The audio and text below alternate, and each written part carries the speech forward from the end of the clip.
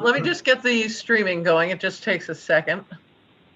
Margaret is muted in case she wants to participate. There you go. She's Hello. muted herself. Yeah. Oh, Yeah. Okay, 1 second here. Okay, that's working. All right. We're good to We go. in business? We're all Yep. set. All right. Okey doke. All right, well, let's see, I'd like to call to order a regular meeting of the Brookfield Inland Wetlands. Today is Monday, the 11th of May, 2020. My name is Sharon Fox. I act as the chair of the commission. With me this evening is Mr. Michael Neustadt, who is a regular member, Dr. John Donovan, who is also a regular member, and Margaret Myers, who is an alternate.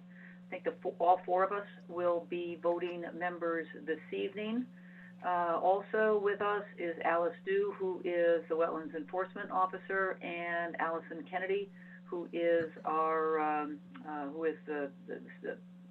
the recording secretary for the meeting. So I think we'll start the meeting with, I think the first thing is enforcement. I'll go over to that. All right. No change in 148 North Lake Shore. Right. That's still in court. 58 Old Grace Bridge Road. Ari updated us last time about working with the EPA to take the soil to Massachusetts rather than Alabama, but I haven't heard anything since. Then there's 83 Candlewood Lake Road. No news on that either. The next one is 24 Old New Milford Road. I spoke with Anthony Manka about that, and he is currently doing the work to mitigate his situation. I went over there after our last meeting and looked at the property, and the area is stabilized. It's just none of the work had been done yet. So he said he's working on that and should have it done by next week. So I'll go back and take a look at that. We have a new wetlands issue that was brought up to me by Mark Mulvaney. He had received a complaint from a friend, I guess, that something was going on at 71 Stony Hill Road. So I went over there, and there were piles of organic debris in the backyard at the end of their driveway. But it didn't look like they'd done anything. They weren't filling in wetlands that are also on their property. So I sent them a letter saying, you know, that when are they thinking of getting rid of the debris? What is it for? And making them aware that they do have a lot of wetlands on their property. So we should be hearing back from them. I asked them to get back to me by May 15th. Yeah, you said it was Stony Hill? 71 Stony, yes. I don't, where did I say? Maps.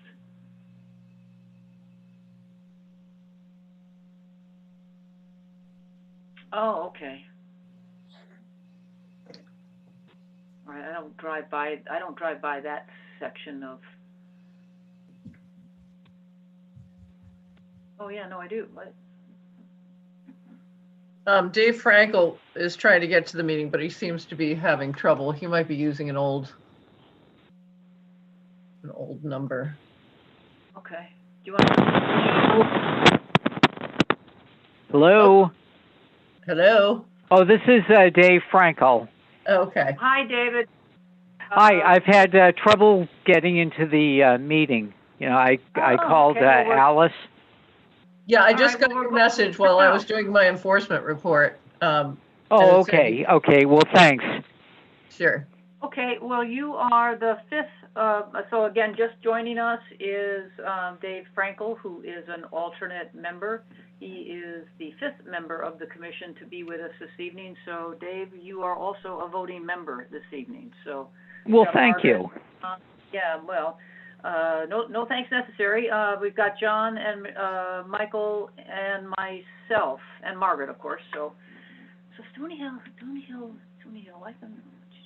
Hi, everybody. Hello.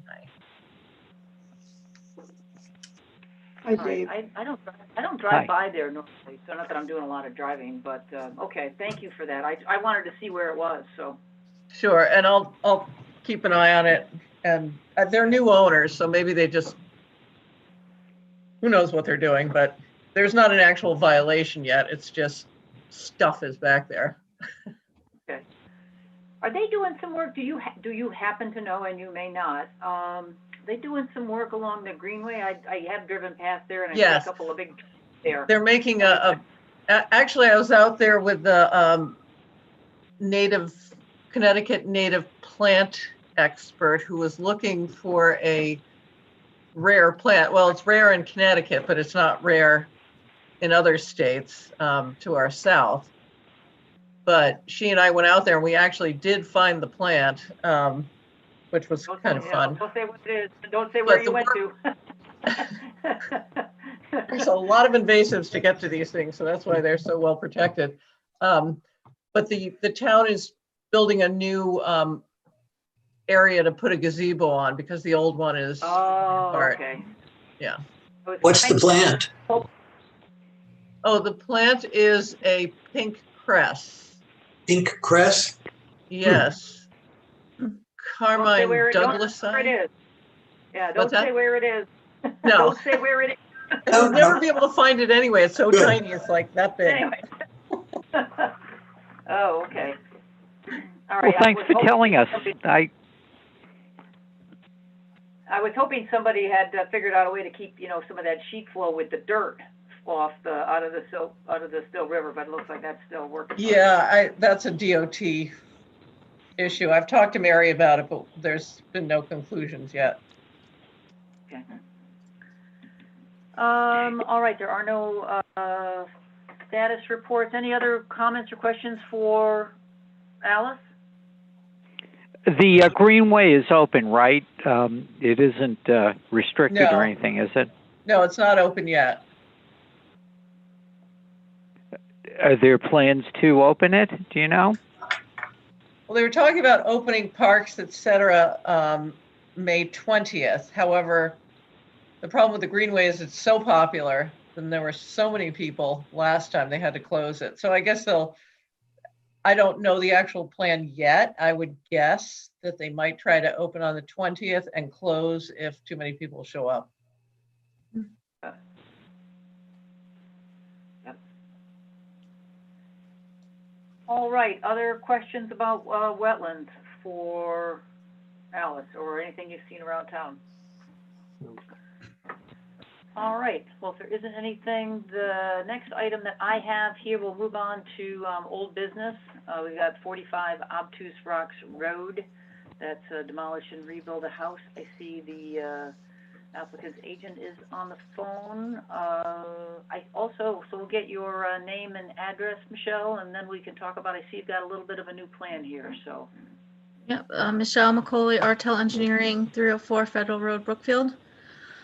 At the last meeting, you had asked about whether, maybe to show a deck if there's any disturbance. So I showed the deck with some stairs, limited disturbance that would be in the upland review area.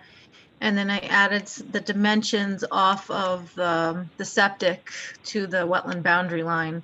So the closest point was 26.6 feet, and then it starts to, veer out to 36.73, and it keeps going further away either direction.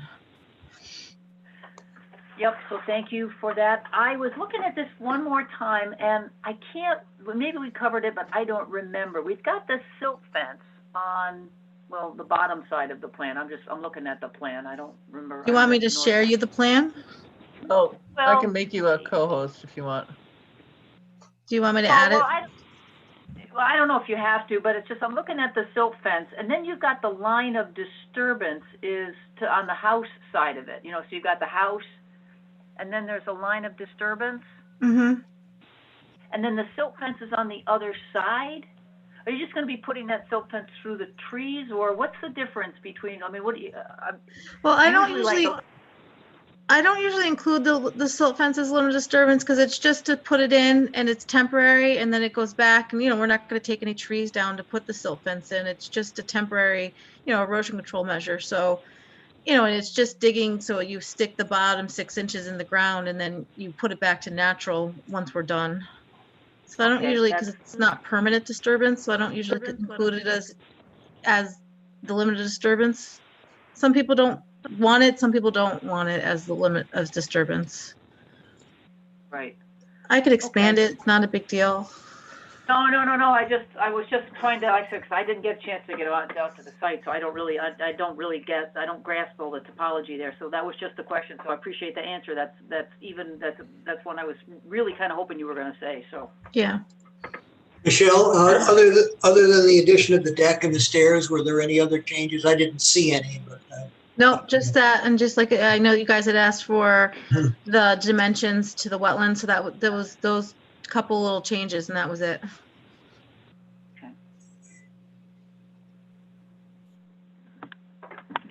All right. Well, I don't have anything. I don't see any obstacles to this. Let me just leave it open to my colleagues. Anything that you guys see or questions? No, I think they've all been answered, any that I had.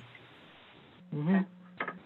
John, Dave, Margaret? No, I'm good. Nothing further than last meeting. Because I wasn't here last time, too. Well, that's right. You were not, right, John? Right. Mhm. Okay. All right. So we might, if you didn't listen to the meeting, we might have an abstention coming up. So. I think I'll do that, yes. All right, Oh, Michael, you want to try? Yeah, I was just going to say, if it's appropriate, I'll make a motion to approve 45 of Toots Rocks Road, item number W20-18, based on plans provided by Artel Engineering and dated, can I get that date? I think it was just a few days ago, the final plan. May 4th. Dated May 4th, 2020, subject. Just a minor change. The date Yeah. on the plan is 4/14. The revision date is 5/4. Sorry. Okay. So the plan dated 4/14 with the revision date of May 4th, subject to include all the usual stipulations to be effective the date after publication. I'll Anybody second. want to second that? I'll second. All right, thank you, Dave. Any discussion on the motion? All right, then I'll call it. All those in favor? Aye. Aye. Opposed? Abstention? And one abstention? One abstention. One abstention. So a motion carries, if I get this right, 4-0 to 1, with John abstaining because he was not here. All right, anything else for us, Michelle? No, that's it tonight. Okay, all right, well, thank you very much. Good luck with the project. Thank you. Yes, good luck. Yes. Have a good night. Stay healthy. You Thank too. you. Yeah, stay well. All righty, so let's see next. That is, looking at the agenda, that's the only old business that I see. There is no new business. We don't have any tabled items, correspondence, just minutes of other meetings, zoning and planning. So then we've got the previous minutes from our 4/27 meeting.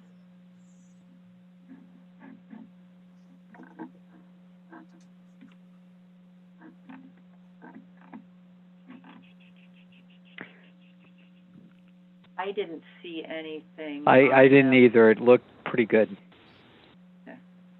I agree. And I'll abstain. And John will, yeah, okay, we'll be mindful of that. All right, someone want to make a motion to approve the minutes from April 27th? I'll make that motion. Oh, go All ahead. right, Margaret made the motion. Dave, did you second? Yes, I'll second. All right, most excellent. All right, any discussion? All right, all those in favor? Aye. Aye. Any Aye. opposed? Let's see, and I Abstention. think we'll have one abstention. One All right, so abstention. motion, one abstention. Correct. So motion carries 4-0 to 1. All right, thank you for that. Let's see, informal, I have started some of this work on the riparian buffers. I haven't finished it. Of course, Bob and Mark are not with us this evening, so we'll just push that. So if Diane could keep that on the agenda, that would be great. The PFAS in the water supply, I know we had a conversation about that last week. Michael, I'll turn it over to you. Yeah, and I'll make it quick, and maybe we can break a record for a short meeting. I found quite a bit online, and what I propose that I'll do is send a couple of links to Alice or to distribute to everyone on the commission. What started this was a report that Aquarian did and sent to all of their customers, having tested for PFAS, polyfluoroalkyl substances. I didn't know if I'd get that out. They tested all their wells. It appeared to be many dozens of wells, maybe 100 or so.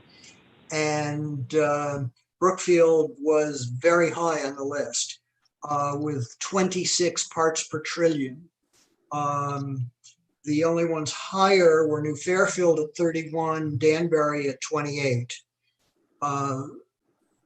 Now, the state has a recommendation that you don't go over 70, so we're not close to a dangerous level, we don't think. But if you read the literature, you will find that the federal government has no standards, and the 70 is pretty much a guess. There's no real science to say at what level this is dangerous. So there's a lot of reading to be done and some pretty good summaries. So I will send a link that you can look at and maybe we can discuss it further. Of course, my wife's a commissioner of the pollution, and they've done a lot on that also. And I heard about that probably last December or November. And of course, it's materials they put on. They treat children's clothing to keep it from being flammable, and also helps permanent press stuff. So that all has that on it. So then, of course, when we use our sinks and water to wash things, it goes into our septic systems and leaches into the ground and eventually into the lake. And the concern is that it can get into the drinking water and we drink it. We probably have some already, and we probably do have some in our water. Yeah. Trace amounts. Only make you a little sick. See, we're not flammable. That's right. I mean, but I have wrinkles. Didn't get rid of my permanent press. Didn't help any. Oh boy. I have an elderly neighbor that lives on Candlewood Lake Road, and he was included in the study, but he's not in a critical area, and he's just panicky about having to pay for work to be done. He's on a very limited income, and I've said to him, don't worry about it till you have to worry about it. But especially with tough financial times, it's going to be a little hard to rectify this. What study was that? Was that the septic study or the study of PFASs?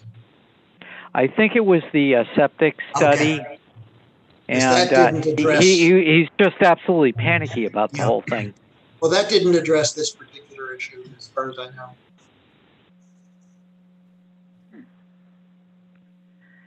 All right. Anything else, Michael, or any of my other fellow commissioners? I have one thing, Sharon.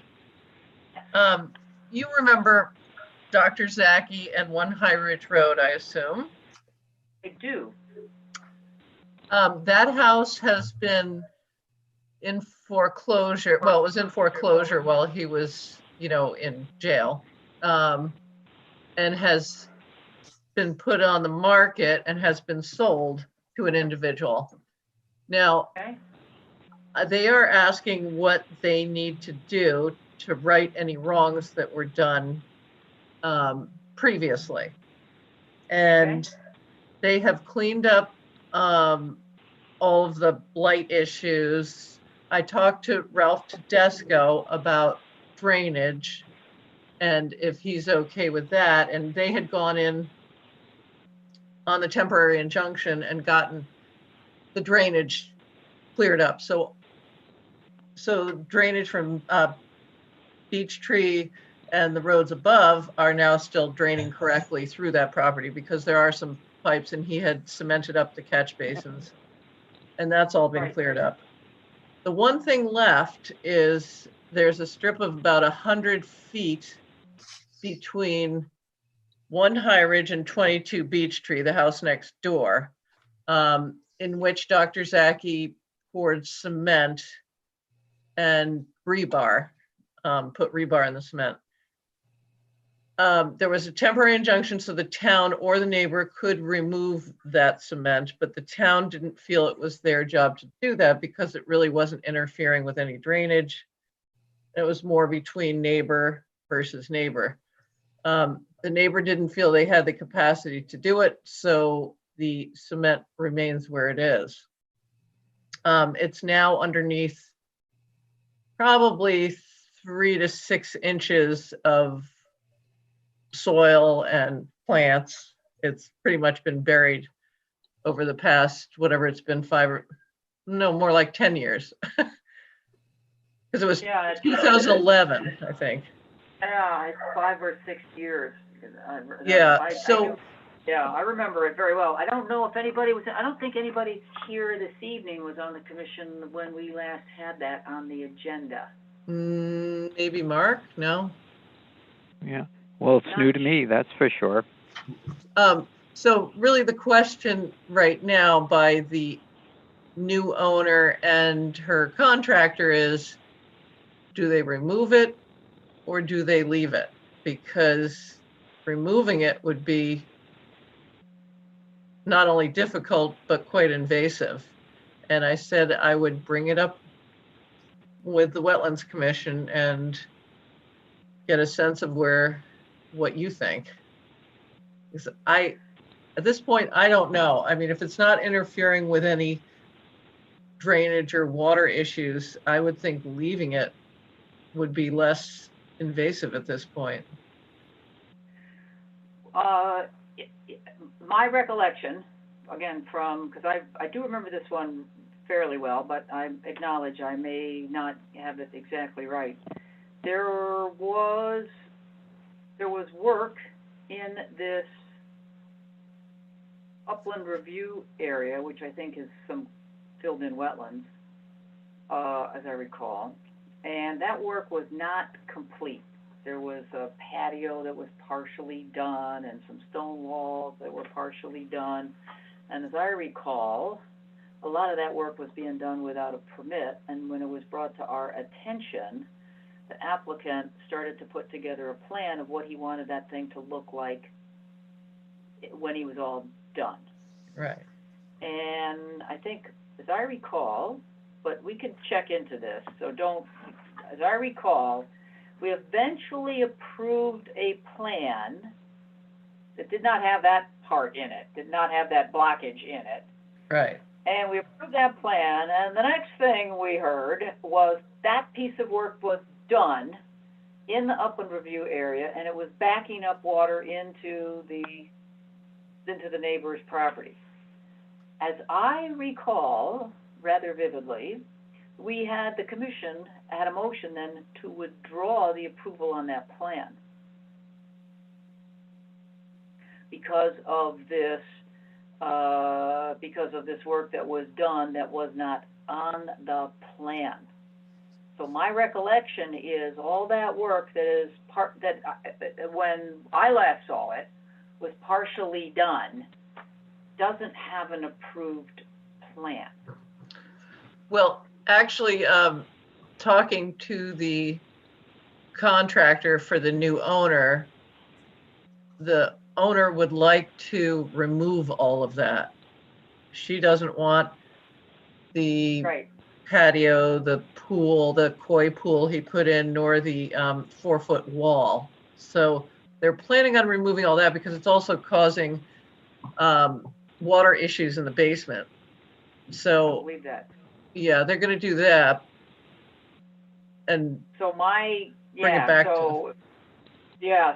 inclination is, if my memory serves correct, is that give them some time to put together a plan as to what it is they're going to do. Okay.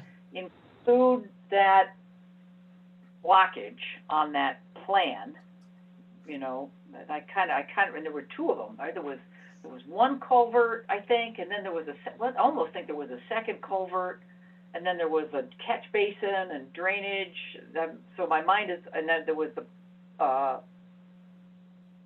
you know, that patio work over here.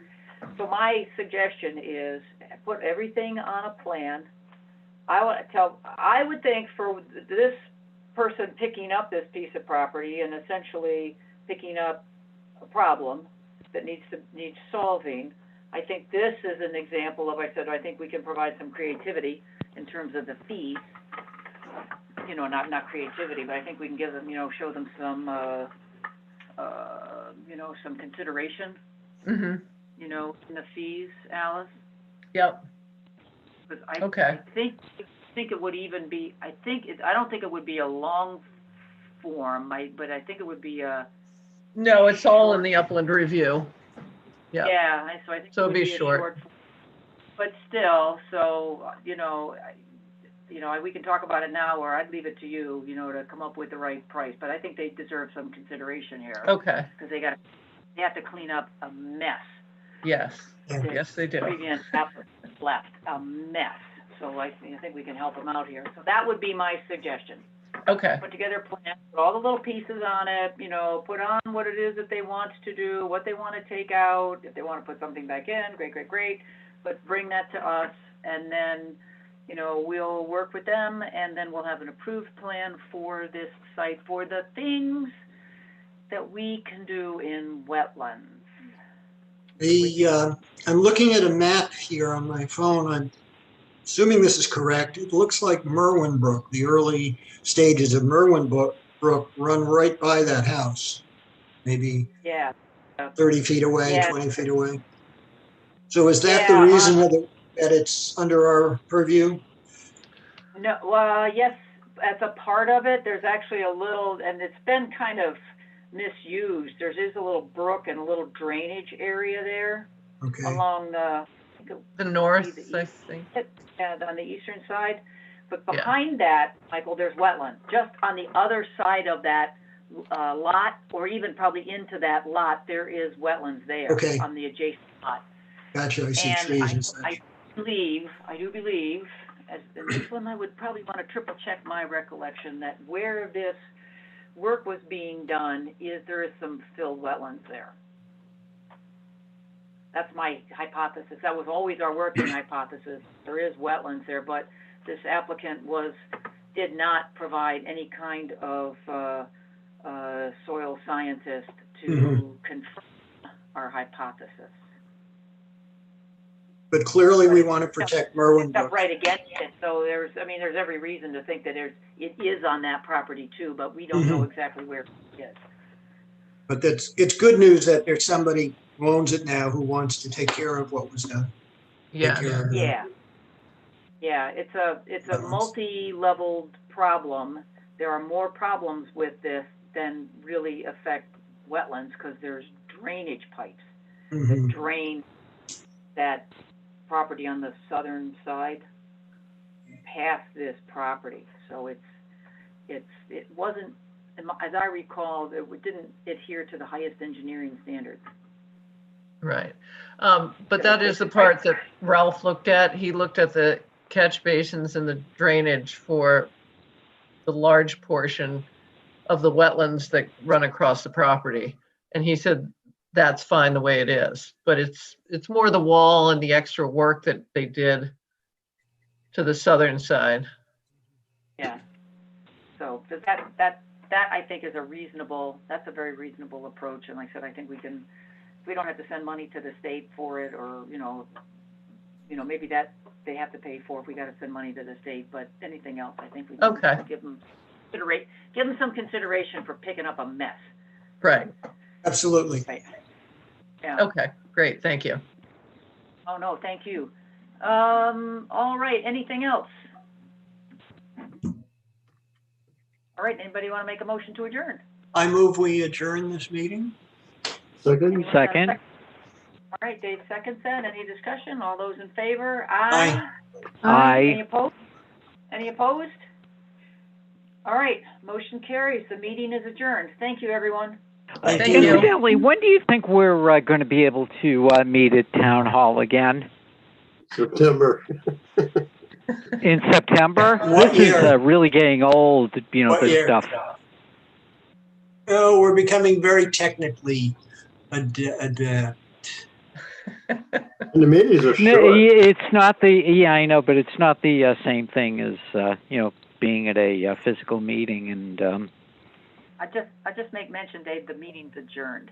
So the meeting's adjourned. So. Good night, all. Night. Enjoy. okay, take care. Thank you. Bye. Bye, take care. Thanks.